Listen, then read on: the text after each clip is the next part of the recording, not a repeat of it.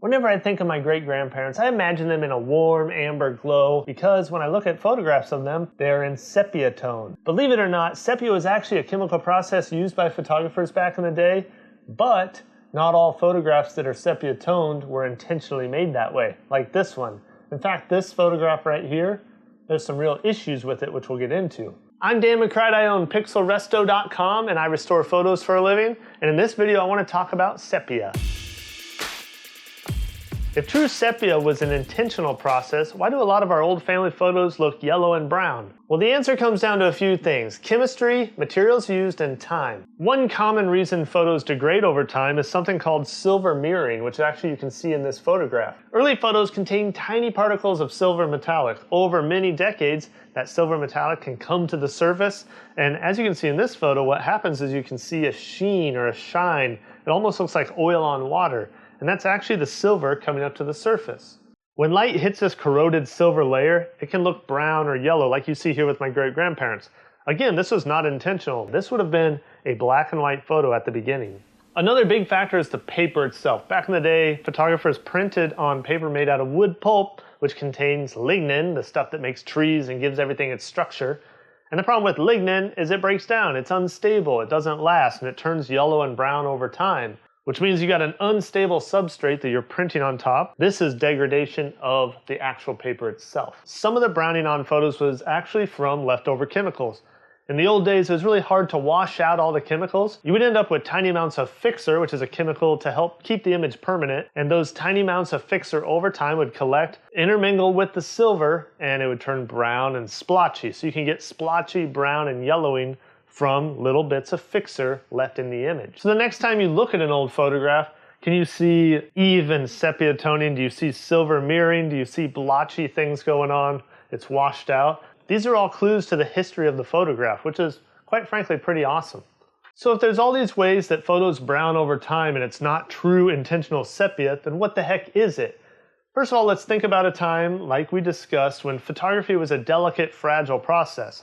Here's a photo of my great-great-grandma. This was taken probably in the 1880s, which is insane to think about. As you can see, it's washed out, it's browned, it's almost yellow at this point. And honestly, this photo is about to be lost to time. But don't worry, I restore photos for a living, and I actually made a video of me saving this photo, so watch that one next. On that note, if you've got a photo to save, send it to me, I'll bring it back to life for you. Link in the description. Okay, so why would we make an image intentionally sepia toned? Again, back when photos were very fragile and delicate, photographers were looking for a way to actually preserve their work. They knew this was going on. They knew photos weren't lasting, they were fading in the sun. So they were trying to come up with a way to preserve these photos. And along came a discovery in the chemistry lab that if they took metallic silver, which tarnishes and corrodes over time as we discussed, and convert it through a process into silver sulfide, it became way more stable, and these photos became way more permanent.